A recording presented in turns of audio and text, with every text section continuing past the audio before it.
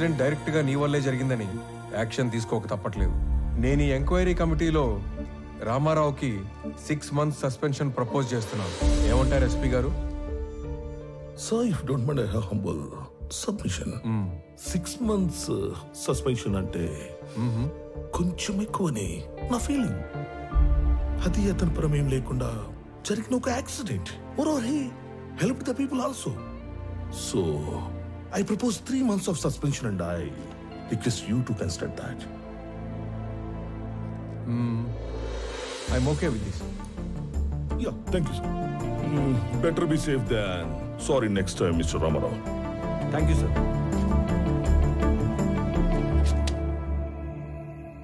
Phone చేసిన వెంటనే వచ్చినందుకు మీ అందరికీ చాలా థ్యాంక్స్ రా. మిమ్మల్ని అందరినీ ఇక్కడ పిలవడానికి ఇంకో బలమైన కారణం ఉండాలి. నేను ఇక్కడికి ట్రాన్స్ఫర్ అయ్యి వచ్చాక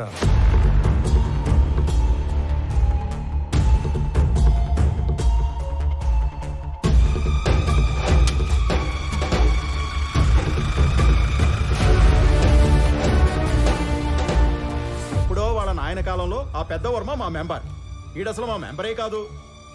పండి పండి. ఎవడో మాల్ తోలేవాడి గురించి మమ్మల్ని అడిగితే మేమేం చెప్తాం? మాలంటే రకరకాలు ఉంటాయి సార్, అవన్నీ మాకు తెలీదు.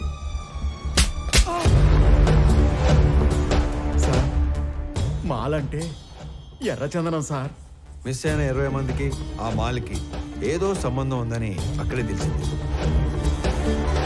అయినా మామ, ఈ మిస్ అయిన వాళ్ళందరూ కర్ణాటక పోలీస్ కస్టడీలో ఉంటారేమో, ఒకసారి చెక్ చేసుకోవచ్చుగా? సలీం, ఆ లిస్ట్ లో ఉన్న వాళ్ళు ఎవరు పోలీస్ కస్టడీలో లేరు, ఆల్రెడీ చెక్ చేశాం.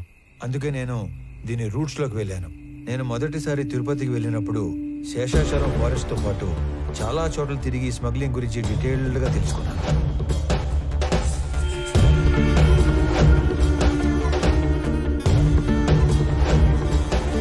ఈ టోటల్ స్మగ్లింగ్ నెట్వర్క్ లో మొత్తం 5 లేయర్స్ ఉంటాయి. Number 1, wood cutters. వీళ్ళు పేద లేబర్. ఎక్కడో తమిళనాడులోని తిరువనమలై దగ్గర ఉన్న జవాదుమలై ప్రాంతం నుంచి వస్తారు. Second, loaders. వీళ్ళు శేషాచలం ఏరియాలో లోకల్ వాళ్ళు. సీక్రెట్ లొకేషన్ కి వుడ్ని చేరుస్తారు. Third, keepers. వీళ్ళు కూడా లోకల్ వాళ్లే. సీక్రెట్ లొకేషన్స్ లో ఎర్ర చందనాన్ని కొన్ని రోజుల పాటు దాస్తారు. చిన్న మొక్కైనా సరే నీళ్ళలో వేస్తే మునిగిపోయే గుణమున్న ఈ ఎర్ర కొయ్యని ఒక్కోసారి నెలల కొద్దీ చెరువుల్లో కుంటల్లో దాచి ఉంచి కాపాడతారు. Fourth, transporters. వర్మ లాంటి వాళ్ళు సీక్రెట్ లొకేషన్ నుంచి పోర్టు దాకా చేరవేస్తారు. Fifth, exporters. వీళ్ళ కంపెనీల పేర్ల మీద ఎర్ర చందనాన్ని గ్రానైట్, ఫుడ్ లేదా టొబాకో పేరుతో ఎక్స్పోర్ట్ చేస్తారు. పెద్దగా రిస్క్ లేని పని చేసే ట్రాన్స్పోర్టర్స్ మొత్తం ఇప్పుడు మిస్ అవ్వడమే ఒక పెద్ద మిస్టరీగా ఉంది. ఈ 5 లేయర్లు కాకుండా వీళ్ళందరిపైన ఒక కింగ్ పిన్ ఉంటాడు. వాడుక భాషలో వాడినే డాన్ అంటారు. ఈసారి 12 కంటైనర్ల ఎర్ర చందనం, దాన్ని తీసుకెళ్తున్న మనుషులు మిస్ అయ్యారు కాబట్టి నా అంచనా ప్రకారం వాళ్ళ మనుషులు కూడా వెతుకుతూనే ఉండాలి. ఈ కేసుని క్రాక్ చేయడానికి మీకు తెలిసింది చెప్పండి, చేయగలిగింది చేయండి. మీ అందరికీ తెలుసు నేను మైసూరు దూరదర్శన్లో పనిచేస్తున్నానని. మంగళూరు పోర్ట్ ఏజెంట్ల ఇన్ఫర్మేషన్ మా దగ్గర ఉంది. ఈ ఎర్రచందనం స్మగ్లింగ్ మీద మేం డాక్యుమెంటరీ చేసినప్పుడు ఇదంతా గ్యాదర్ చేశాం. నీకేమైనా కాంటాక్ట్ తెలుసా? మైసూరు ఫోన్ చేసి రేపే కొలీగ్ దగ్గర కాంటాక్ట్ తీసుకుంటా.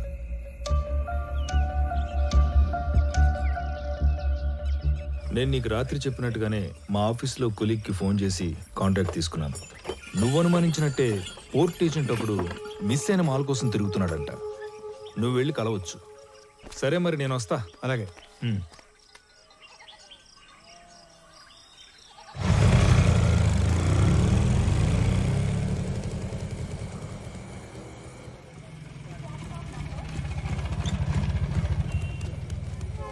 బస్ స్టాండ్ అని చెప్పి రైల్వే స్టేషన్ తీసుకొచ్చినావు ఏందన్నా? చిన్న పని మీద వెళ్తున్నాను రా, నువ్వు వెళ్ళు. అన్నా ఇంతకీ ఆడికి పోతున్నావు? సురేంద్ర అని నీకు తెలియదులే, అతని మిస్సింగ్ కేసు పని మీద అర్జెంట్ గా మంగళూరు వెళ్తున్నా. ఇంట్లో మాత్రం నేను హైదరాబాద్ వెళ్తానని చెప్పాలి, ఓకేనా? వెళ్ళు వెళ్ళు వెళ్ళు వెళ్ళు.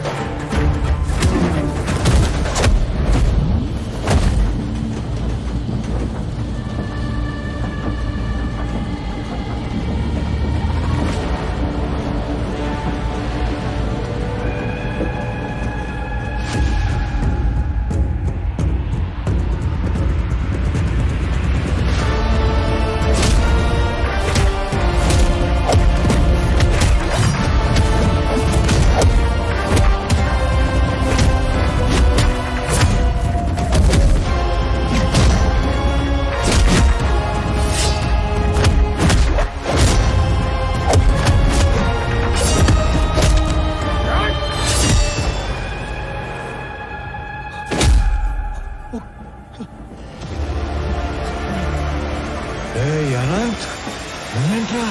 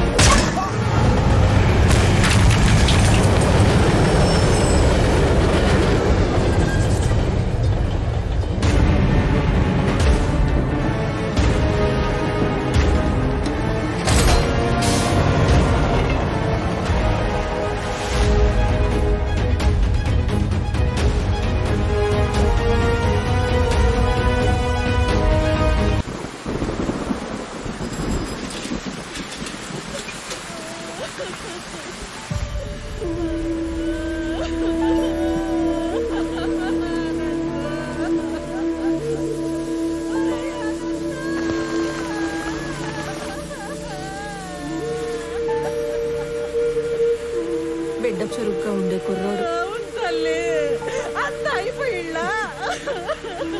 అదిగో పాడేనమ్మా ఇంట నా బిడ్డ తీసుకుపోయినాడు. ఇదిగో ముఖం కూడా చూడడానికి లేకుండా కట్లు కట్టి తెచ్చి పట్టేసినాడు.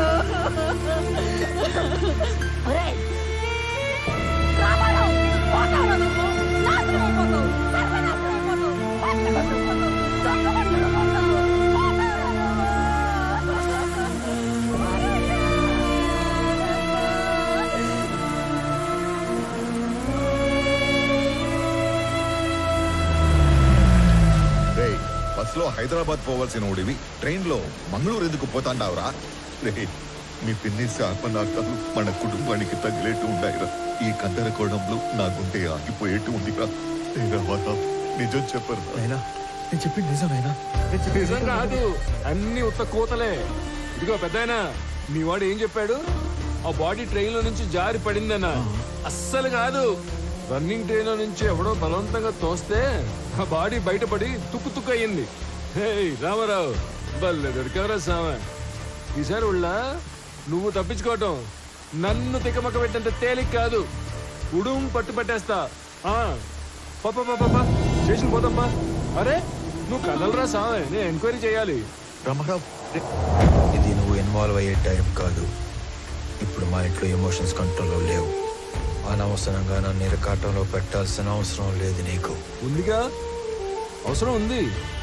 అవును, అప్పుడు మనం మొదట్లో కలిసినప్పుడు ఏదో చెప్పావు. క్రిమినల్స్ నేరం చేసినప్పుడు దొరకటం కన్నా పోలీసులకి అవసరం ఉన్నప్పుడు దొరకటం ఎక్కువ. అదే మరి ఇప్పుడు నువ్వు నాకు అవసరం. పాపా స్టేషన్ పా. పైగా ఈ జనాలందరూ చూస్తున్నప్పుడు నిన్ను స్టేషన్ తీసుకెళ్ళడం నాకు ఇంకా అవసరం కాదు. వాటన్నిటికంటే ముందు నీకు నీ జాబ్ అవసరం. నువ్వు పుట్టింది ఒంగోలు రైల్వే ట్రాక్ పక్కన ఒక చిన్న గుడిసెలో. మీ తాత మీ నాన్నకిచ్చింది ఆ గుడిసె 6 డజను పందులు. మీ నాన్న నీకిచ్చింది ఒంటి నిండా దెబ్బలు, వీపు నిండా వాతలు. నీకు వచ్చిన జీతం అంతా దాచిపెట్టిన నీ ఆస్తి మొత్తం 9 నుంచి 10 లక్షలు ఉండాలి. కానీ ఈరోజు నీ ఆస్తి దాదాపు 3 కోట్లు. దానికి సంబంధించిన పత్రాలు, పాస్బుక్లు అన్ని డీటెయిల్డ్గా నా దగ్గర ఉన్నాయి. పైగా పిల్లలు లేని మీ దూరపు చుట్టం ఒక పోలీస్ ఆఫీసర్ చనిపోతే చిన్నప్పుడు నిన్ను దత్తత తీసుకున్నాడని ఫేక్ సర్టిఫికెట్ పెట్టి కంపాషనేట్ అపాయింట్మెంట్ కింద ఈ పోలీస్ జాబ్ కొట్టేశావు. ఒక్క రిజిస్టర్ పోస్ట్ పంపితే దాంతో నీ జాబ్ మటాష్. చేతి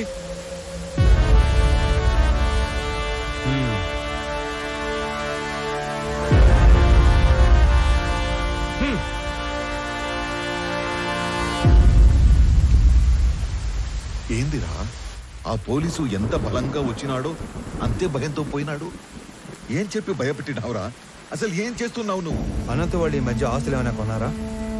ఎక్కువ డబ్బు వాళ్ళ చేతులు మారడం ఏమైనా చూసావా? నేనేం అడుగుతాంటాను, నువ్వేం అడుగుతాంటావు? రే, తండ్రివి అయ్యుండి ఈ వయసు తండ్రితో అబద్ధం చెప్పకూడదురా. నేనే అబద్ధం ఆడలేదు నాయనా. నేను ఎక్కువ బాధ పెట్టకూడదని నిజం దాచాను.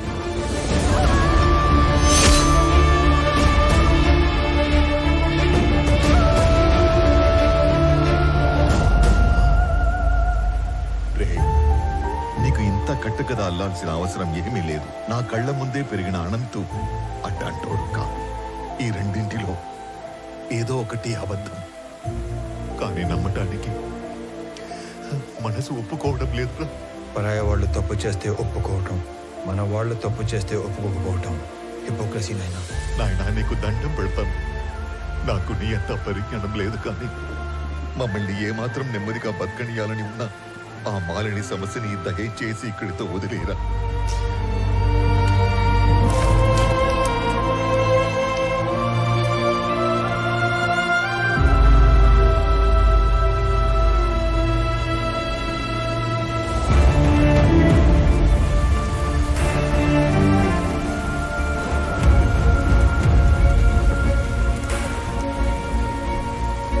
దుర్బల సోహ దుర్నయ